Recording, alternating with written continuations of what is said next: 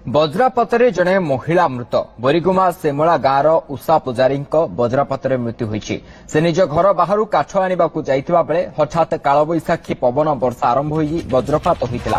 ଫଳରେ ଉଷା ପୂଜାରୀ ଅଚେତ ହୋଇ ତଳେ ପଡ଼ିଯାଇଥିଲେ। ପରିବାର ଲୋକେ ତାଙ୍କୁ ଗୁରୁତର ଅବସ୍ଥାରେ ବରିଗୁମା ମେଡିକାଲରେ ଭର୍ତ୍ତି କରିଥିଲେ, ହେଲେ ଡାକ୍ତର ସେଠାରେ ତାଙ୍କୁ ମୃତ ଘୋଷଣା କରିଥିଲେ।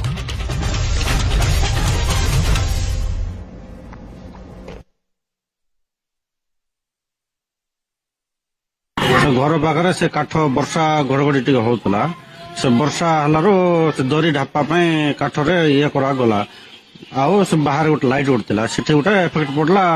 ଏଫେକ୍ଟ ପଡିକିରି ତା ହାତ ତ କଣ ପଡିଗଲା। ଆଉ ହେଲା ହେଇଯାଏ ଗୋଟେ ଘଣ୍ଟା ଖଣ୍ଡେ ହେଇଯିବ। ଚାରିଟା ପୁଅ ଦିଟା ପୁଅ ଦିଟା ଝିଅ ଅଛନ୍ତି।